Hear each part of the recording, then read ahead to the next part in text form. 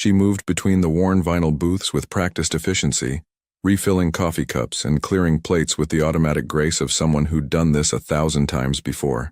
The diner smelled like it always did: coffee, frying oil, and that peculiar mixture of cleaning products and old upholstery that seemed to be the signature scent of every late-night establishment in New York City. "Table 7 needs ketchup, honey," called out Sal from behind the counter. He was 65, had owned Murphy's for 30 years, and treated Emma like the daughter he'd never had. "And you look dead on your feet. Why don't you take 5? Emma managed a tired smile as she grabbed the ketchup bottle. "I'm fine, Sal. Only 2 more hours until closing. Only 2 more hours. Then she could go home to her studio apartment in Sunset Park, heat up some leftover rice, and maybe, if she wasn't too exhausted, look at the nursing school applications she'd been putting off for months. The same applications that seemed more like impossible dreams than actual possibilities. The diner was nearly empty now. Just old Mr. Chen reading his newspaper in the corner booth where he sat every night. A young couple sharing fries and looking at each other like they were the only 2 people in the world. And a businessman in booth 12 who'd been nursing the same cup of coffee for the past hour. Emma had noticed him the moment he walked in. It was hard not to.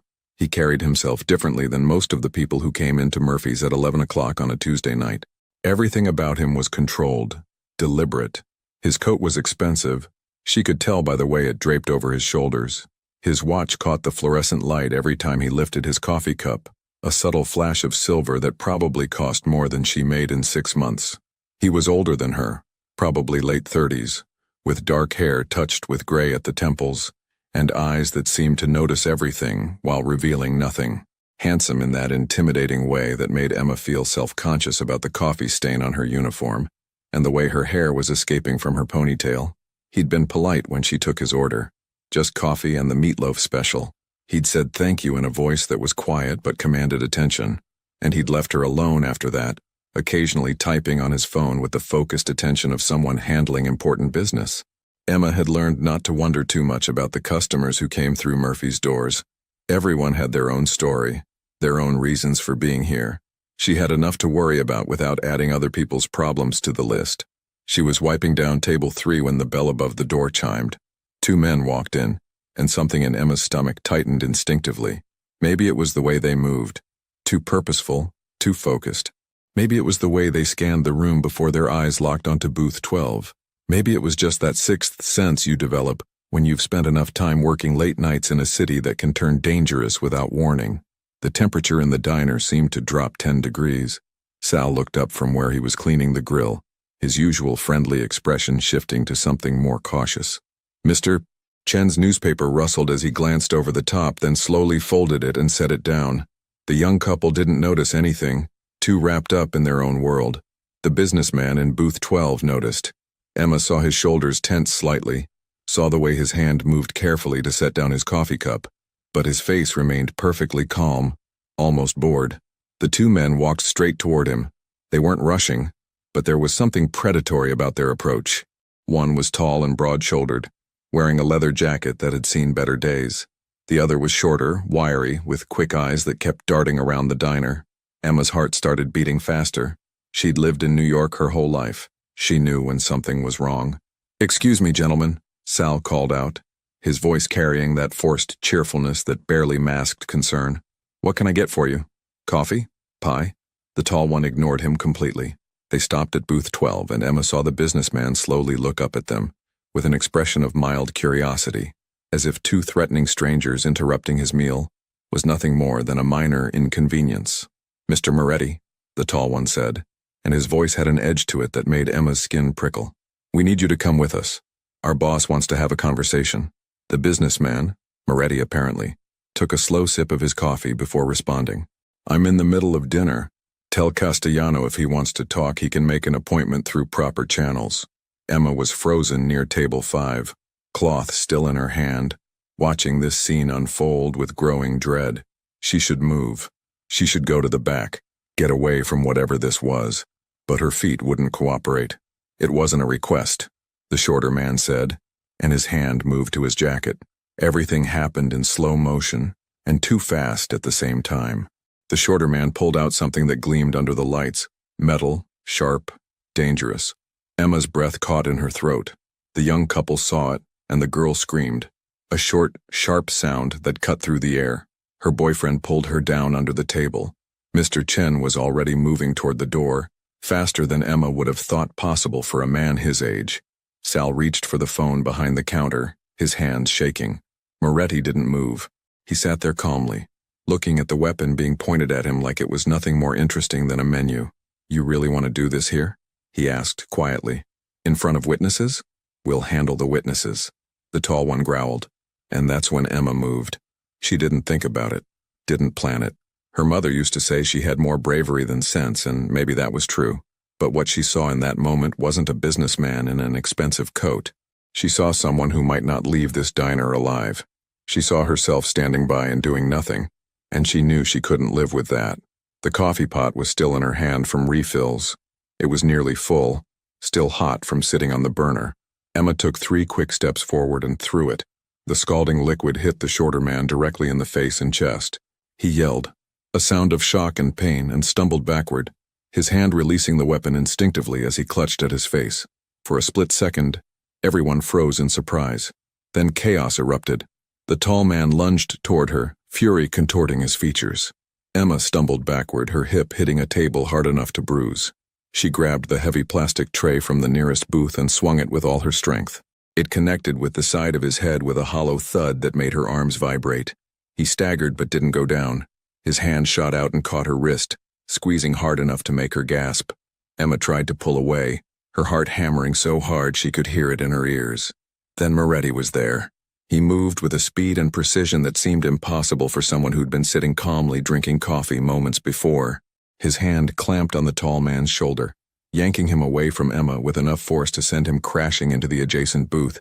The shorter man had recovered enough to be dangerous again, still blinking tears from his scalded face, reaching for the weapon he'd dropped. But Moretti was faster.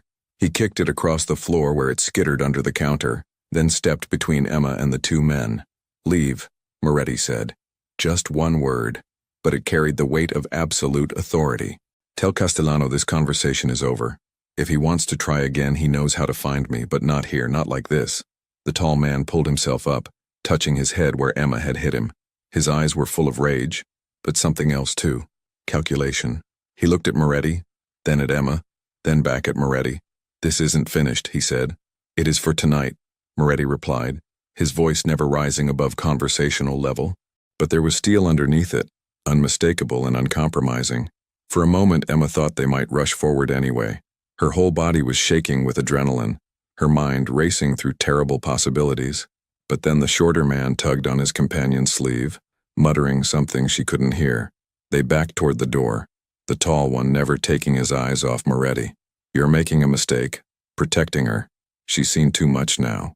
Then she's under my protection," Moretti said simply, "which means touching her would be touching me. Spread that word." The bell chimed as they left, disappearing into the rainy night.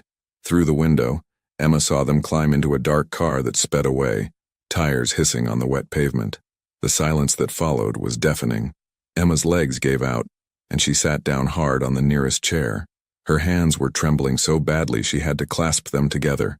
Her wrist throbbed where the tall man had grabbed her, and she knew there would be bruises tomorrow. If there was a tomorrow. If this was really over. "Someone call the police!" Sal shouted, already dialing. "Emma, honey, are you okay? Did they hurt you?" The young couple emerged from under their table, the girl crying, her boyfriend's arm around her.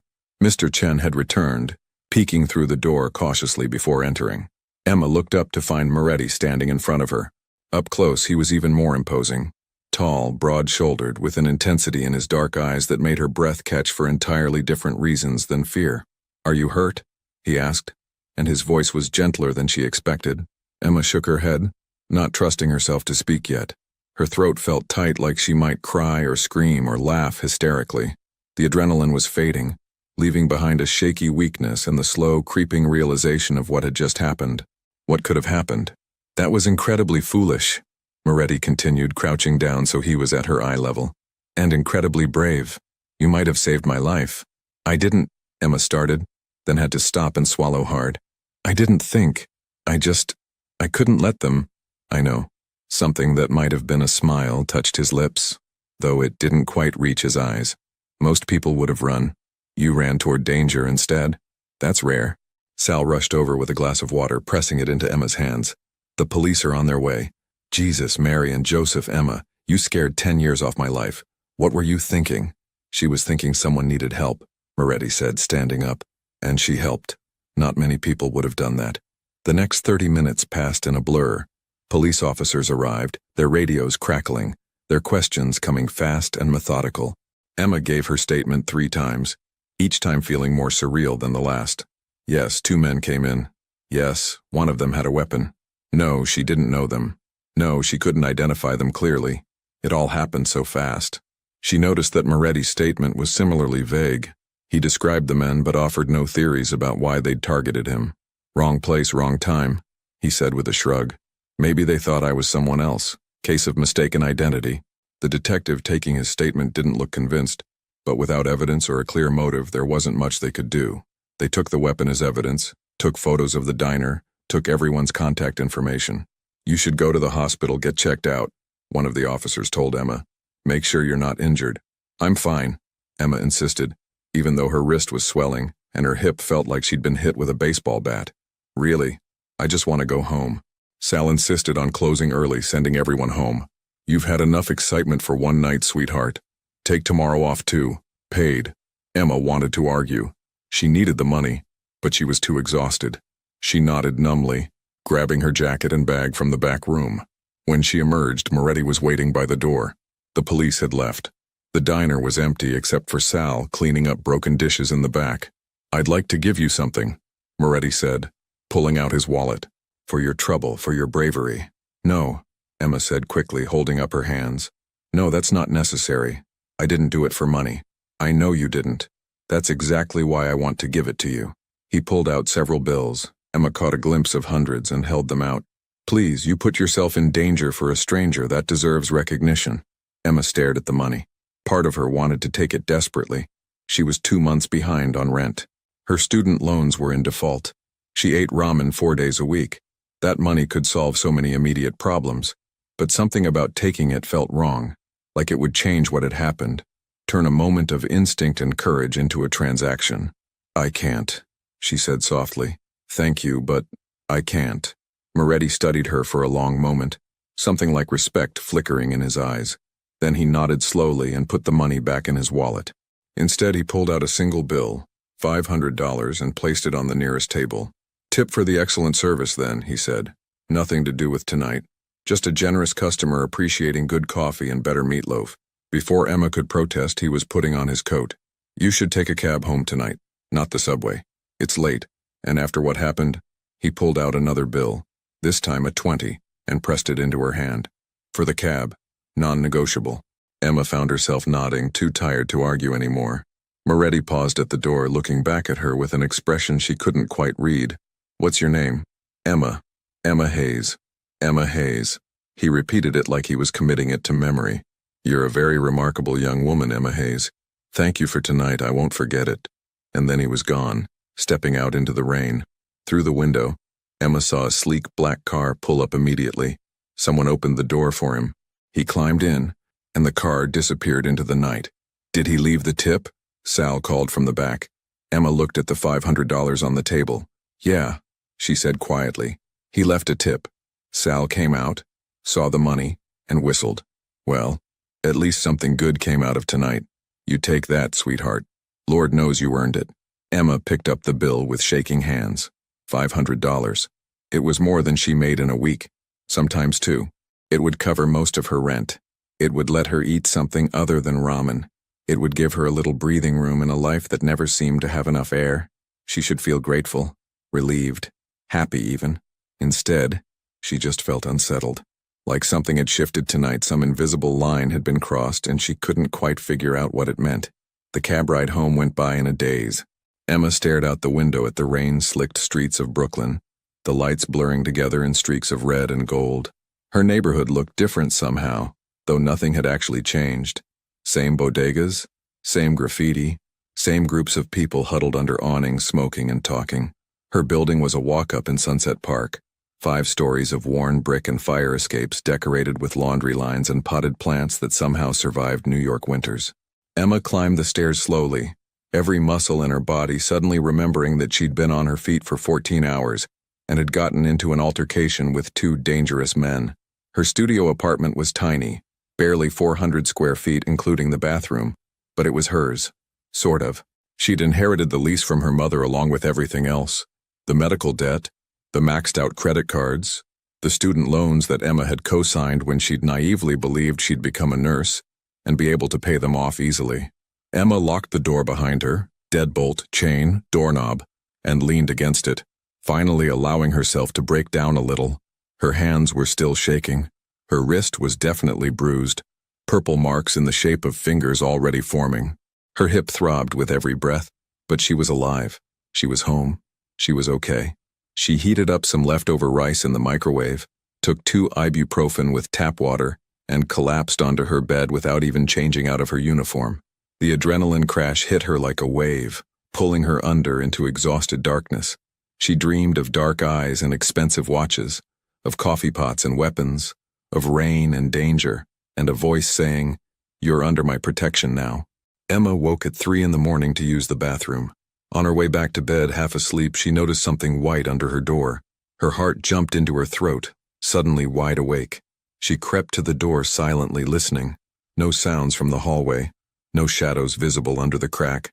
Slowly, Emma bent down and picked up the small white card. It was thick, expensive paper, the kind you couldn't buy at any regular store. There was no name on it, no company logo, no address, just a phone number printed in simple black font, and below it in handwriting that was precise and controlled, "You're under our protection now." Emma's hand started shaking again. She looked at the door, still locked, chain still in place. Whoever had left this had done so silently, carefully, without disturbing her or any of her neighbors. She should call the police. She should be terrified. Instead, she felt something else, something she couldn't quite name, like standing on the edge of something vast and unknown, like the moment before you jump into water and you don't know how deep it goes. Emma looked at the card for a long time. Then she walked to her tiny kitchen table, sat down, and stared at the phone number in the dim light of her apartment. Outside, Brooklyn continued its endless rhythm. Somewhere out there, Vincent Moretti was in his own world, dealing with whatever consequences came from tonight's events. Somewhere out there, 2 men were nursing their injuries and planning whatever came next. And here, in this tiny studio apartment in Sunset Park, Emma Hayes sat with a mysterious card and the growing realization that her life had just become infinitely more complicated. The rain had stopped. Dawn was still hours away. The city hummed with its familiar sounds. Sirens in the distance, bass thumping from a car passing below, the rumble of the subway beneath the streets. Everything was different now. Emma could feel it in her bones, in the way her heart was beating, in the way the card seemed to almost burn between her fingers. She'd saved a stranger's life tonight, and somehow, she knew with absolute certainty that single act of instinct and courage had changed everything. The question was, had it changed things for better or worse? Only time would tell. Emma finally went back to bed, tucking the card into her nightstand drawer. But she didn't sleep. She lay there in the darkness, listening to the city, feeling the bruises forming on her body and wondering what morning would bring, wondering if she'd just made the best decision of her life or the worst mistake, wondering who Vincent Moretti really was, and why those men had wanted to take him away, wondering what protection meant, and what price it might come with, but most of all, wondering if she'd ever feel normal again, or if normal was something that belonged to yesterday, to the version of Emma Hayes who'd woken up that morning with nothing more to worry about than rent and student loans and impossible dreams of nursing school. That Emma seemed like a different person now, someone younger, more naive, living in a simpler world. Tonight had cracked something open, and tomorrow Emma would have to figure out how to live in whatever came pouring through. Emma didn't sleep that night, not really. She drifted in and out of consciousness, her mind replaying the events at the diner in an endless loop. Every time she closed her eyes, she saw the weapon gleaming under the fluorescent lights. She felt the coffee pot in her hand, heavy and hot. She heard that voice, "You're under my protection now," echoing in the darkness of her tiny apartment. When her alarm finally went off at 7, she felt like she'd been run over by a truck. Her wrist was swollen, the bruises a spectacular array of purple and yellow. Her hip had stiffened overnight, making every movement a reminder of what had happened. Sal had told her to take the day off, but Emma couldn't afford to lose the income. She got up, showered carefully around her injuries, and dressed in her spare uniform. The $500 tip sat on her kitchen counter, still folded exactly as Moretti had left it. Emma stared at it for a long moment before finally putting it in her wallet. She'd earned it, she told herself. Not for what happened, but as a tip, just like he'd said. A generous customer appreciating good service. Nothing more. The morning was crisp and clear, the kind of October day that made New York beautiful. The rain had washed everything clean and the sunlight seemed sharper somehow, more focused. Emma walked to the subway station, her messenger bag slung over her shoulder, trying to convince herself that everything was fine, normal, back to routine. But normal shattered the moment she rounded the corner onto her street that evening after her shift. There was a black SUV parked across from her building. Not unusual in itself, plenty of people in the neighborhood had cars. But this one was different. The windows were tinted dark. The engine was running a soft purr that spoke of expensive machinery, and there was someone sitting in the driver's seat just waiting. Emma's steps slowed. Her heart rate picked up. She told herself she was being paranoid. It was just a car. People parked on streets. That's what streets were for. But as she approached her building, she couldn't shake the feeling of being watched. The hairs on the back of her neck stood up. She fumbled with her keys, dropping them once before managing to unlock the door. Safe inside, she climbed the stairs quickly, her hip protesting with every step. When she reached her floor, Mrs. Chen from apartment 3C was in the hallway, watering the sad little plant she kept on a table by her door. "Emma, there you are," Mrs. Chen said, smiling. She was Mr. Chen's wife, a tiny woman with sharp eyes and a no-nonsense attitude. "Some men came by looking for you today." Emma's blood ran cold. "What kind of men?" "Oh, very polite, very well-dressed. They didn't come upstairs. They talked to Mr. Kowalski downstairs." Mrs. Chen's expression turned curious. "Is everything okay, dear? You look pale." "I'm fine," Emma lied, forcing a smile. "Just tired. Long shift. What did they want?" "I don't know, but Mr. Kowalski seemed very happy after they left. You should ask him." Emma thanked her and continued to her apartment, her mind racing. Men asking about her. Mr.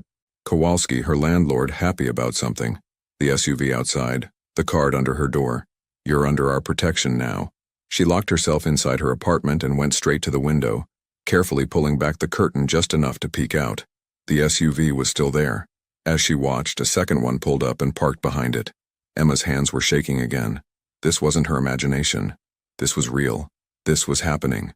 Her phone rang, making her jump so badly she almost dropped it. Unknown number. Emma stared at it for 3 rings before finally answering. "Hello? Miss Hayes?" A male voice, professional and polite. "My name is Marco Rinaldi. I work for Mr. Moretti. He would like to speak with you." Emma's mouth went dry. I don't think that's a good idea. I understand your hesitation." Marco's voice was smooth, practiced. "But Mr. Moretti is quite insistent. He wants to personally thank you for your actions last night and discuss your safety going forward." "My safety?" Emma's voice came out higher than she intended. "What does that mean? Perhaps that's a conversation better had in person." "I'm downstairs, Miss Hayes. Whenever you're ready, I can drive you to meet with Mr. Moretti. Or if you prefer, he can come to you, though that might draw more attention to your building than you'd like." Emma looked out the window again. One of the SUVs flashed its lights once, as if in greeting. "And if I refuse?" There was a pause. "Mr. Moretti would be disappointed, but he's not a man who forces people into conversations. However, I should mention that your landlord has been asking about the overdue rent on your apartment. 2 months, I believe. Mr. Moretti has taken care of that for you." Seemed like the least he could do. Emma felt like the floor had dropped out from under her. "He what?" "Your rent is current, Miss Hayes. 3 months paid in advance, in fact." Mr. Kowalski was quite pleased. Anger flared hot in Emma's chest, cutting through the fear. "He had no right. He had every right." Marco interrupted gently. "You saved his life. This is how we show gratitude. And truthfully, Miss Hayes, this is about more than gratitude now. Those men who came to the diner, they saw you. They know who you are. Mr. Moretti takes his responsibilities very seriously. He considers you under his care now, whether you accept it or not." Emma closed her eyes, pressing her forehead against the cool glass of the window. This couldn't be happening. 24 hours ago, her biggest problem was figuring out how to scrape together rent money.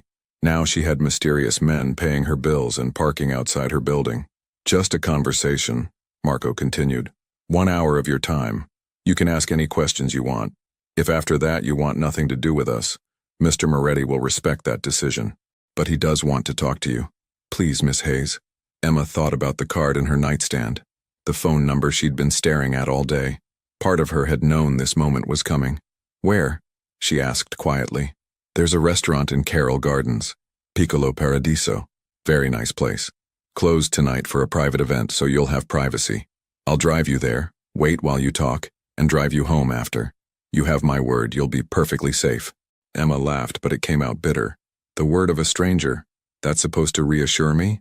The word of a man who works for Vincent Moretti, Marco replied. In our world, Miss Hayes, that means something. Our word is our bond. It's all we have. Our world. Like there was Emma's world, of student debt and double shifts in studio apartments, and then there was this other world, operating in the shadows, with its own rules and codes. Give me 20 minutes, Emma said. I need to change. Of course, I'll be waiting downstairs. Emma hung up and stood in the middle of her apartment, her mind spinning. She should call the police. She should tell someone where she was going. She should do 100 responsible, sensible things. Instead, she went to her closet and pulled out the one nice outfit she owned. Black pants and a dark green blouse she'd bought for her mother's funeral. She changed quickly, ran a brush through her hair, and looked at herself in the bathroom mirror. Her reflection stared back. 23 years old, tired eyes, fresh bruises on her wrist. Still just a waitress from Brooklyn. Still Emma Hayes. But something in her expression had changed. There was a hardness there now, a wariness that hadn't existed 2 days ago. She grabbed her jacket and her phone, made sure her pepper spray was in her pocket, not that it would help much if things went wrong, and headed downstairs. Mr. Kowalski was in the lobby, sweeping near the mailboxes. He looked up when Emma appeared, his usually sour expression brightening immediately. Emma, I was hoping to catch you. About the rent. I know, Emma said shortly. It's been taken care of. Yes, such a relief. I was going to have to start eviction proceedings next week, you understand? Nothing personal, but business is business. He leaned in conspiratorially. Your uncle is a very generous man, very proper. I'm glad you have family looking out for you. Uncle. Emma almost laughed. So that was the story they'd told. A generous uncle taking care of his niece. Nice and neat and completely false. Yes, she said flatly. Very generous. Excuse me, Mr. Kowalski. She pushed through the door before he could say anything else. The SUV's passenger door opened as she approached and a man stepped out. He was in his early 40s, Emma guessed, with salt and pepper hair and a face that managed to look both friendly and intimidating at the same time. He wore a dark suit that fit perfectly, and his shoes were polished to a mirror shine. Miss Hayes, I'm Marco. He extended his hand, and Emma shook it cautiously. His grip was firm but not aggressive. Thank you for agreeing to meet with Mr. Moretti. I promise this will be as painless as possible. Painless, Emma repeated. Interesting choice of words. Marco's lips twitched with something that might have been amusement. Poor phrasing. I meant as stress-free as possible. Please, get in. It's not a long drive. Emma climbed into the back seat of the SUV. The interior was spotless. Leather seats, tinted windows. There was another man in the driver's seat who nodded at her in the rearview mirror, but didn't speak. Marco got in beside her, maintaining a respectful distance. How are you feeling? Any injuries from last night? Bruised, Emma said. But okay. That's good. What you did was incredibly brave. Incredibly stupid, but incredibly brave. Mr. Moretti hasn't stopped talking about it. The SUV pulled smoothly into traffic heading toward Carroll Gardens. Emma watched the familiar street slide by, her neighborhood giving way to slightly nicer blocks, brownstones with well-maintained stoops, trees that actually looked healthy. What does he want? Emma asked. Really? Marco considered the question carefully. To thank you. To make sure you understand the situation you've inadvertently become part of. To offer his protection, which, in your position, you'll need. And what situation is that exactly? You put yourself between Mr. Moretti and people who wish him harm. Those people now see you as connected to him. That makes you a potential target. Mr. Moretti doesn't take those things lightly. He protects what's his. I'm not his, Emma said sharply. You became his the moment you threw that coffee pot. Marco replied, not unkindly. You stepped into his world. You can't step back out that easily. Emma wanted to argue, but something in Marco's tone told her he was just stating facts as he understood them. This wasn't a threat. It was just reality. A reality she'd stumbled into without understanding the rules. The restaurant was exactly what Marco had described. A small, elegant Italian place with dark wood and white tablecloths. The sign said closed, but lights were on inside. Marco opened Emma's door and gestured toward the entrance. "He's waiting inside. I'll be out here if you need anything." Emma's legs felt unsteady as she walked to the door. It opened before she could knock, and a different man, older, with kind eyes, gestured her inside. The restaurant was beautiful. Candles flickered on the tables. The walls were decorated with photos of Italy, rolling hills, ancient buildings, vineyard. It smelled like fresh bread and herbs and wine. Vincent Moretti sat at a table near the back, and Emma's breath caught when she saw him. He looked different than he had at the diner. More relaxed, maybe, though there was still that air of controlled power around him. He wore a black shirt with no tie, sleeves rolled up to his elbows, revealing muscular forearms. His dark hair was slightly disheveled, like he'd been running his hands through it. When he saw Emma, he stood immediately, his expression difficult to read. "Miss Hayes, thank you for coming." His voice was exactly as she remembered, quiet but commanding. "Please sit. Can I get you anything? Wine? Water? Giuseppe makes the best carbonara in Brooklyn if you're hungry." Emma sat carefully, hyper-aware of his presence across the table. "Water is fine." Moretti gestured, and the older man, Giuseppe, apparently, brought over a bottle of sparkling water and 2 glasses. Then he disappeared into the back, leaving them alone. The silence stretched for a moment.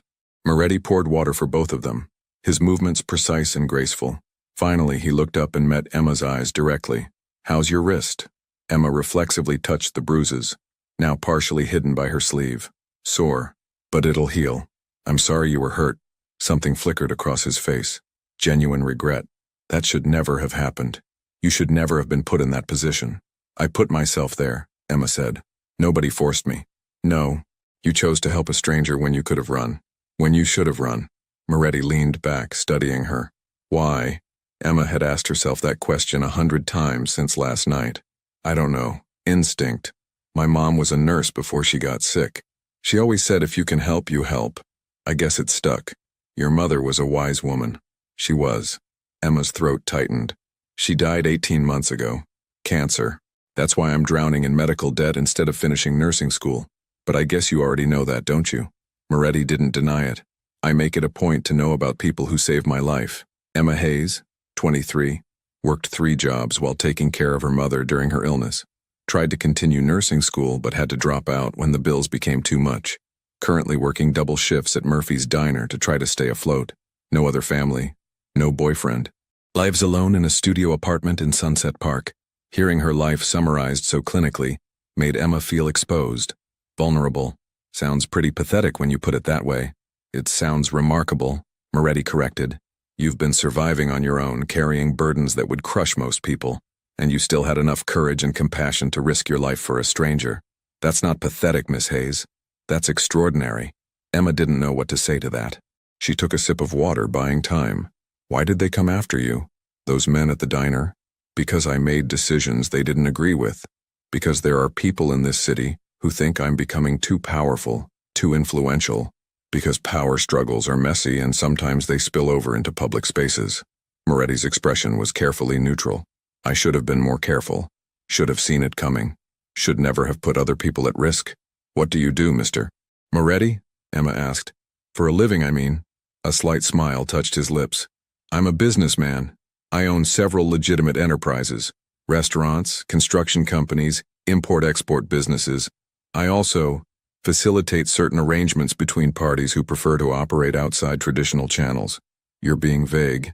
"I'm being honest within the constraints of plausible deniability." He leaned forward slightly. "Let me be clearer. I'm a man with significant influence in certain communities. I solve problems. I provide protection. I ensure that agreements are honored and that business, both legitimate and otherwise, runs smoothly. People come to me when they need things done, and I make them happen." Emma processed this. "You're in the Mafia." Moretti's expression didn't change. "That's a term from movies and television. The reality is more complicated. But yes, if you want simple labels, I operate within a certain organizational structure that has roots in my family's history and traditions. At least he wasn't lying to her. Emma appreciated that, even as her stomach twisted with anxiety. And now I'm connected to you because I threw coffee at someone. Yes, that's insane. That's reality. Moretti's voice was gentle but firm. The men who came to the diner report to a man named Castellano. He's been trying to expand his territory into areas I control. That confrontation was his way of sending a message. Thanks to you, that message failed, which means he's angry, humiliated, and looking for ways to retaliate. Against you, against me, against anyone associated with me, including unfortunately brave young women who throw coffee pots. Emma felt cold despite the warmth of the restaurant. So what happens now? Now, I make sure you're safe. Marco has men watching your building. You'll be escorted to and from work. If anyone approaches you, anyone at all that you don't know, you call the number on the card I left you immediately. You paid my rent. I did. You had no right. I had every right, Moretti said, echoing Marco's words. You saved my life. In my culture, that creates an obligation, a debt that must be repaid. I don't want to be in debt to you, Emma said. I don't want to be part of this world. I understand. But sometimes we don't get to choose. He reached into his pocket and pulled out an envelope, placing it on the table between them. There's $50,000 in here, enough to pay off your mother's medical debts, cover your student loans, give you breathing room to go back to school. Take it. It's yours. No strings, no obligations beyond what already exists. Emma stared at the envelope like it was radioactive. $50,000. It would change everything. She could go back to school, stop working double shifts, actually sleep at night without worrying about eviction notices and debt collectors. But taking it would mean accepting this connection, accepting that she was now part of Vincent Moretti's world, for better or worse. I can't, she whispered. Why not? Because... Emma struggled to articulate what she was feeling. Because it would mean this is real. All of this. The danger, the protection, the... everything. As long as I don't take your money, I can pretend I'm still just Emma Hayes, waitress. That my life is still my own. Moretti was quiet for a long moment. When he spoke, his voice was softer than before. Your life is still your own, Emma. I'm not trying to take that from you. I'm trying to keep you alive long enough to live it. By surrounding me with bodyguards? By paying my bills? That's not freedom. Freedom is staying alive to make your own choices. He pushed the envelope closer. This isn't payment for what you did. This is me trying to give you options. Education. Security. The ability to build the life you want instead of just surviving day to day. Emma's hands were shaking. She wanted to take it. God. She wanted to take it so badly. But something in her rebelled against the idea. Against becoming dependent on a man whose world operated in shadows, where casual conversations happened in closed restaurants and questions were answered with polite vagueness. I need to think about it, she finally said. Moretti nodded slowly, pulling the envelope back. That's fair. The offer stands whenever you're ready. He paused. But the protection isn't optional, Emma. Whether you take the money or not, whether you want it or not, you're under my protection now. That's not negotiable, do you understand? What if I go to the police? And tell them what? That you're being protected against your will? They'll laugh you out of the station. Or worse, they'll start investigating, and you'll end up caught between me and them, which is the last place you want to be. His expression was serious, but not threatening. I'm not your enemy, Emma, but I'm also not giving you a choice about this. Your safety is now my responsibility. Accept that, even if you can't accept anything else. Emma felt trapped, cornered by circumstances beyond her control. This isn't fair. No, Moretti agreed. It's not. But it's the situation we're in. I didn't ask for you to save my life. You didn't ask to be put in danger. But here we are. We make the best of it. Giuseppe emerged from the kitchen carrying 2 plates of pasta that looked and smelled incredible. He set them down without a word and disappeared again. You should eat, Moretti said. Giuseppe will be offended if you don't at least try his carbonara. And trust me, you don't want to offend Giuseppe. Despite everything, Emma felt a small smile tug at her lips. Is that a threat? It's practical advice. He's 83 and terrifying when he's insulted. Moretti picked up his fork. Please, eat. We can talk about other things. You can ask me questions. Or we can just eat in silence. Whatever makes you more comfortable. Emma picked up her fork hesitantly and took a bite of the carbonara. It was, admittedly, the best thing she'd tasted in months, maybe years. Rich and creamy and perfectly seasoned. They ate in silence for a few minutes. Then Emma asked, "Do you have family?" Moretti looked surprised by the question. "A younger sister, Elena. She lives in California, teaches history at a university. Wants nothing to do with this life. I respect that. Parents? Dead. My father 15 years ago, my mother 10. Heart problems, both of them." Something sad flickered in his eyes. This life takes a toll, not just on the people in it, but on the people who love them. Is that a warning? It's an observation. Moretti set down his fork. You asked why those men came after me. The honest answer is because this is the life I inherited. My grandfather built this organization. My father expanded it. Now it's mine to maintain, to grow, to protect. I didn't choose it, but I've made peace with it. Do you like it? The power? The control? Moretti considered the question carefully. I like being able to help people. The legitimate businesses I run employ hundreds of families. The protection I provide keeps neighborhoods safe from worse elements. The problems I solve prevent escalation into real problems. Do I like the danger? The isolation? The fact that I can't trust most people? He shook his head. No, but it's who I am. Emma found herself fascinated despite herself. This man was a contradiction. Dangerous but thoughtful. Powerful but lonely. Nothing like the stereotypes she'd expected. Why did you come to Murphy's that night, of all the places in Brooklyn? I like it there, it's real. No pretense, no performance. Just regular people living their lives. Sometimes I need that reminder that the world is bigger than my responsibilities. He smiled slightly. Plus, Sal's meatloaf really is good. They finished eating and Giuseppe appeared to clear the plates, nodding approvingly when he saw Emma's empty plate. He brought espresso without being asked, strong and bitter and perfect. I need to know something, Emma said as she sipped the coffee. Those men, will they come after me? Not if they're smart, Moretti replied. By now, word has spread that you're under my protection. Touching you would be declaring war on me. Most people aren't that foolish. Most people?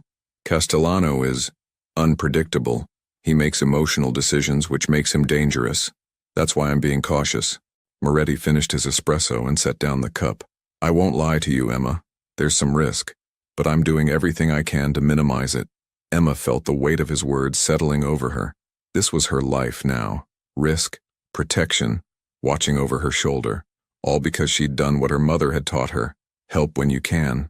I should get home, she said quietly. I have an early shift tomorrow. Of course. Moretti stood, and Emma followed. Marco will drive you. And Emma? He waited until she looked at him. Thank you for coming tonight, for listening. I know this isn't what you wanted. Nothing about the last 2 days is what I wanted, Emma replied. But I guess we don't always get to choose. No, Moretti said softly. We don't. Marco drove Emma home in silence. She was grateful for it. Her mind was too full for conversation. When they pulled up outside her building, she saw the other SUV still parked across the street. They'll be here all night, Marco said. Every night until Mr. Moretti says otherwise. You're safe, Miss Hayes. Emma nodded, too tired to argue. She climbed the stairs to her apartment, locked herself inside, and collapsed onto her bed fully clothed. Her phone buzzed. A text from an unknown number. Sleep well. You're safe. VM. Emma stared at the message for a long time. Then she got up, went to her laptop, and searched Vincent Moretti, Brooklyn. The results were sparse but telling.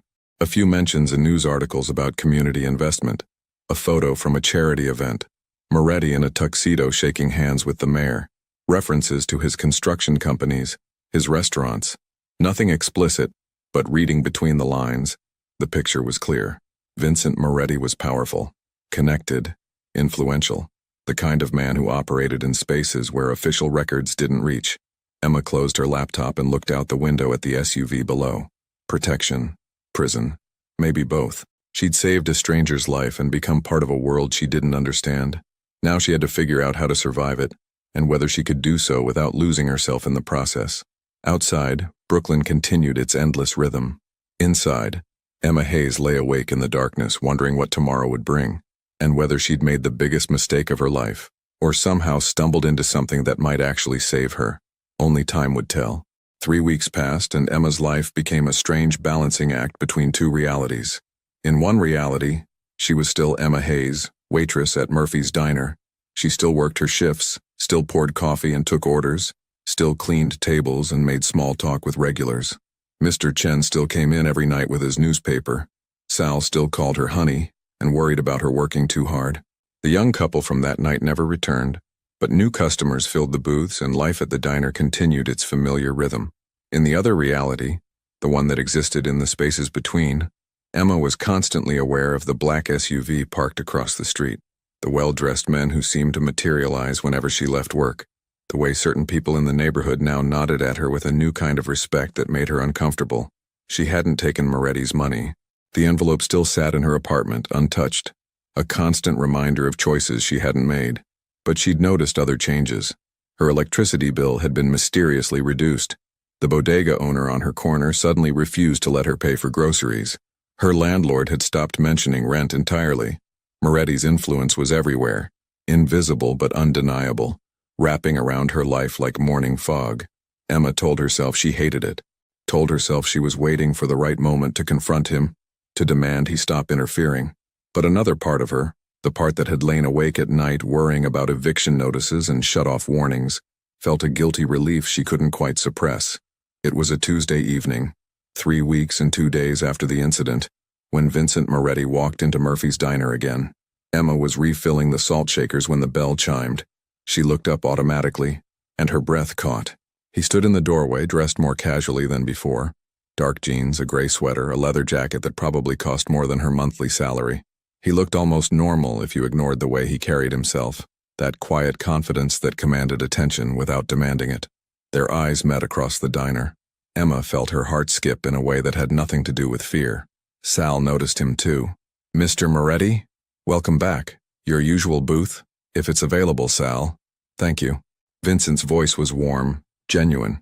He walked to booth 12, his booth apparently, and sat down. Emma took a moment to steady herself before approaching with her notepad. "Coffee? Please." He looked up at her, and something soft flickered in his dark eyes. "How are you, Emma?" "Fine." She poured coffee with hands that were almost steady. "And you?" "Better now." The words could have sounded like a line, but something in his tone made them feel sincere. "The meatloaf still good here. Best in Brooklyn, according to Giuseppe." Emma surprised herself by smiling slightly. Vincent's lips curved. "Giuseppe has strong opinions about food. I'll trust his judgment. Meatloaf, please. And maybe some of Sal's apple pie if there's any left." Emma wrote down the order, acutely aware of how normal this felt. How strange it was that 3 weeks ago this man had been a stranger, and now, what was he now? Not a stranger, not a friend. Something undefined that existed in the space between protection and intrusion. She brought him his meal, and he thanked her with that quiet courtesy that seemed to be as natural to him as breathing. Emma went back to her other tables, but she was constantly aware of him sitting there, eating slowly, occasionally checking his phone, but mostly just existing in the space. The dinner rush came and went. Customers filtered in and out. By 9 o'clock, the diner had quieted to just a handful of regulars.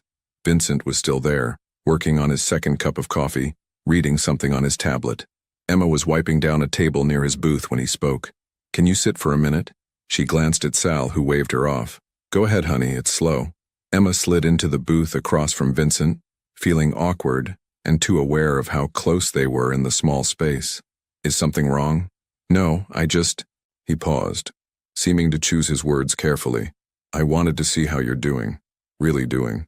Not the polite answer you give when I ask in front of other people." Emma studied him.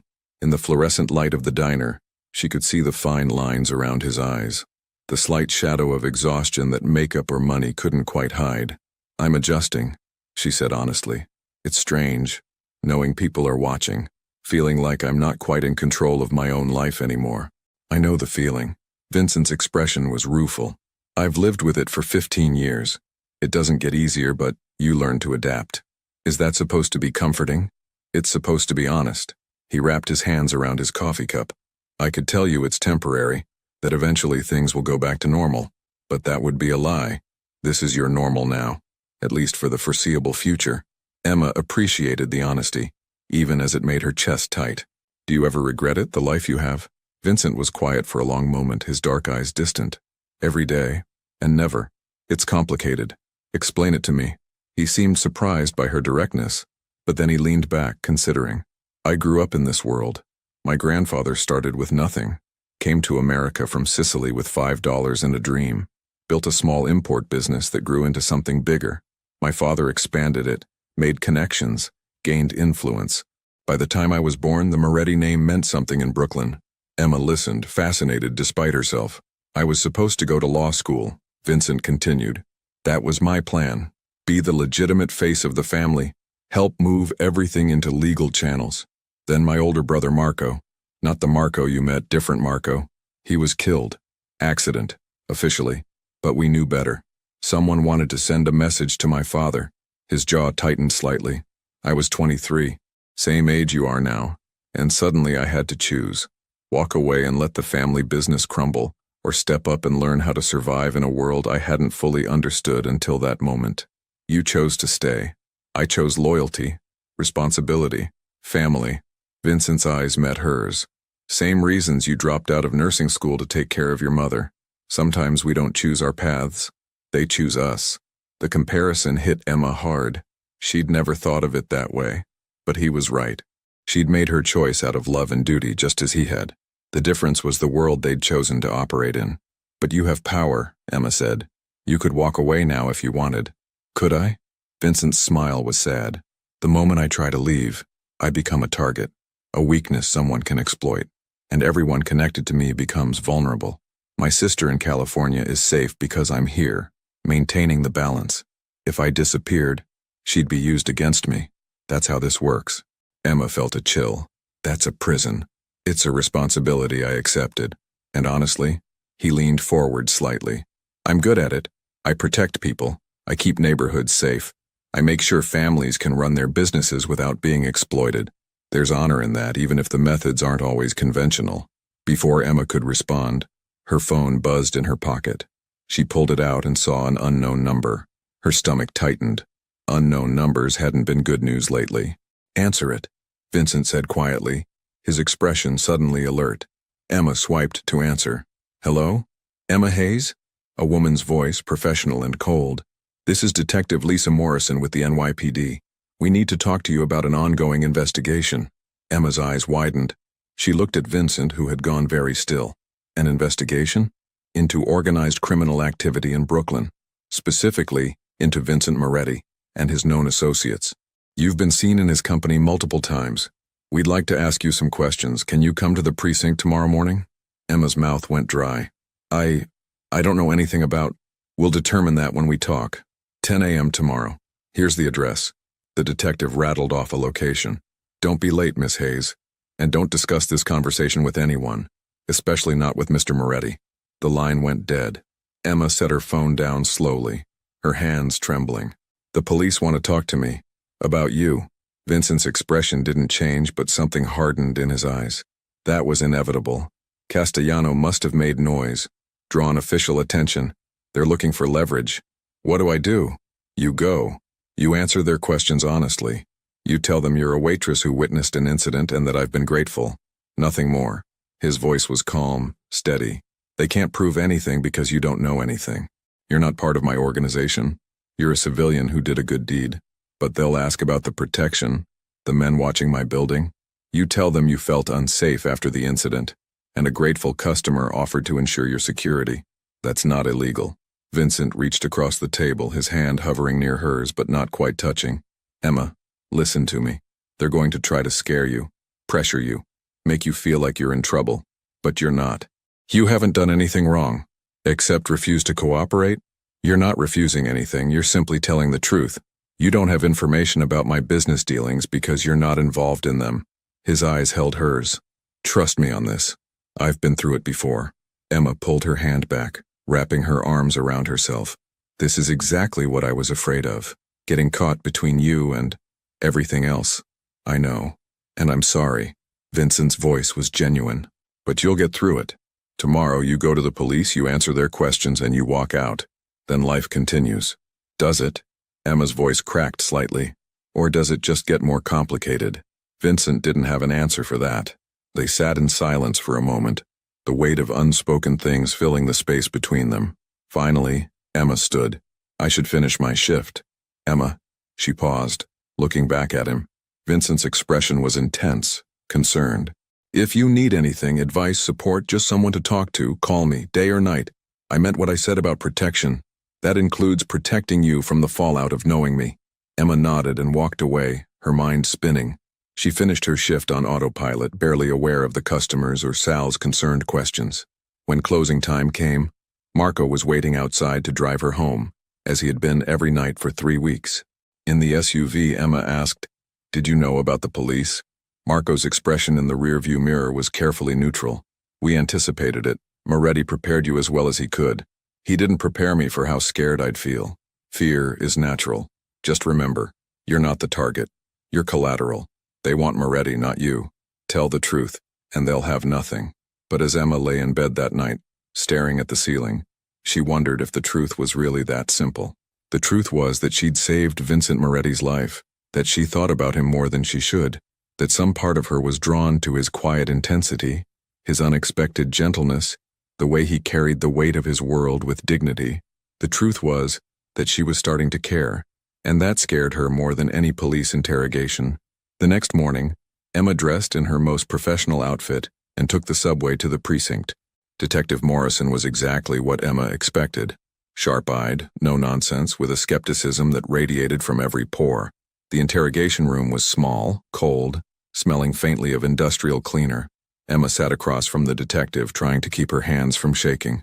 "Tell me about Vincent Moretti," Detective Morrison began, and Emma did. She told the truth, the incident at the diner, Moretti's gratitude, the protection he'd offered. She left nothing out, but she also added nothing. Just facts, delivered calmly.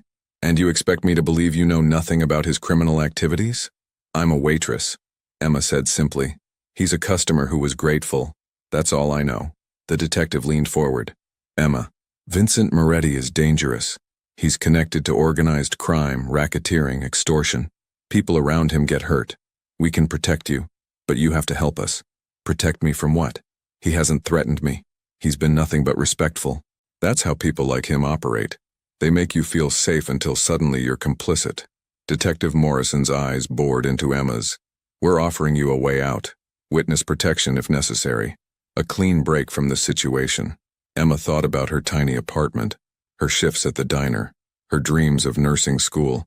She thought about Vincent sitting in booth 12, talking about responsibility and family. She thought about the choice she was being asked to make. "I appreciate the offer," Emma said carefully, "but I don't have anything to tell you. I'm not part of his world. I'm just trying to live my life." The detective studied her for a long moment, then sat back with obvious frustration. "You're making a mistake." "Maybe," Emma agreed, "but it's mine to make." She walked out of the precinct an hour later, her legs shaky but her resolve firm. She'd made her choice, even if she didn't fully understand why. Her phone buzzed. "Vincent, how did it go?" Emma stared at the message for a long moment before responding. "I told them the truth. They weren't happy."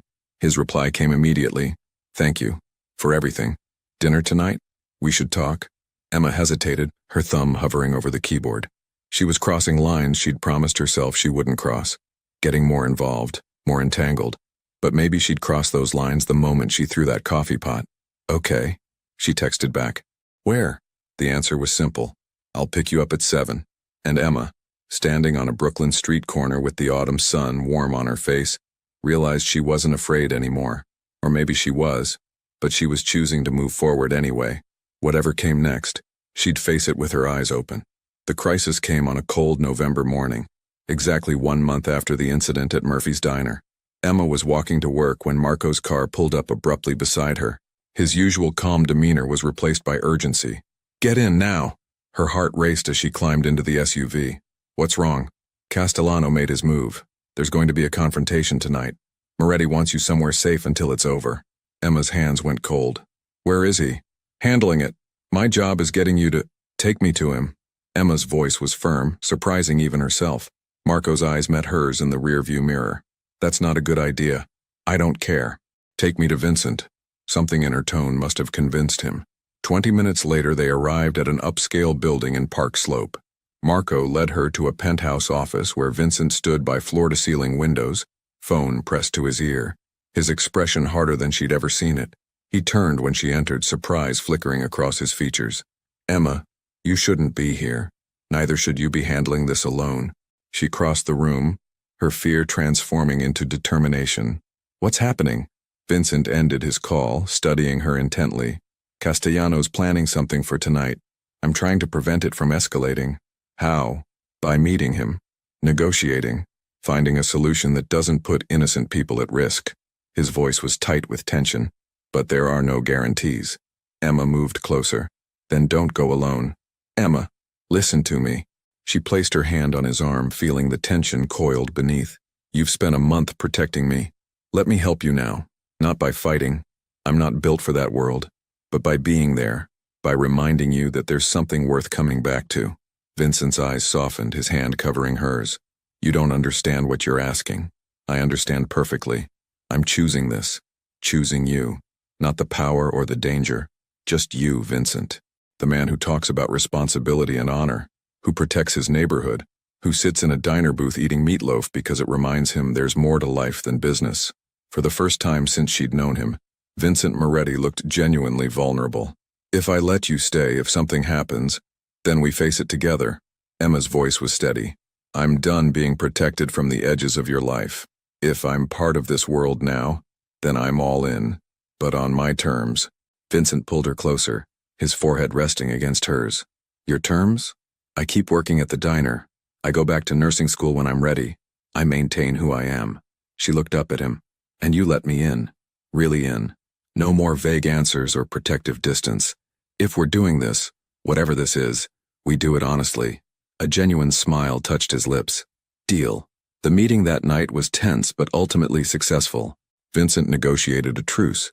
Territories respected, debts settled, honor maintained. Emma waited in his car with Marco, her heart in her throat until Vincent emerged 2 hours later, exhausted but unharmed. In the weeks that followed, Emma's life transformed in ways she hadn't expected. She enrolled in nursing school part-time, funded by her own money. She'd finally accepted Vincent's envelope, but only as a loan she insisted on repaying. She kept her shifts at Murphy's, finding balance between her two worlds. Vincent became a constant presence, not controlling or overwhelming, but steady. They had dinner twice a week, sometimes at expensive restaurants, sometimes at Murphy's where it all began. They talked about everything. Her dreams, his responsibilities, the complicated reality they were building together. 6 months after throwing a coffee pot that changed her life, Emma Hayes stood at a community health clinic that Vincent had helped fund. She was doing her nursing clinical rotation, helping people from both worlds, the wealthy from Park Slope and the struggling families from Sunset Park. Vincent arrived as her shift ended, leaning against his car with that slight smile that still made her heart skip. How was your day? He asked as she approached. Long, rewarding, real. Emma smiled, taking his hand. How was yours? Complicated, but better now. They walked together through Brooklyn streets as twilight fell. Two people from different worlds who'd found unexpected connection in the space between. Emma knew the future was uncertain, knew there would be challenges and difficult choices ahead. But she'd learned something important over these months. Sometimes the bravest thing you can do is choose love in the face of fear, hope in the face of complexity, and connection in a world that tries to keep people apart. She'd saved Vincent Moretti's life with a coffee pot and her courage. In return, he'd given her the strength to save herself, to pursue her dreams while staying true to who she was. It wasn't a fairy tale. It was better. It was real, messy, complicated, and entirely theirs. And as they disappeared into the Brooklyn night together, Emma Hayes knew she'd made the right choice. Not the easy one, but the right one. And sometimes, that's all that matters.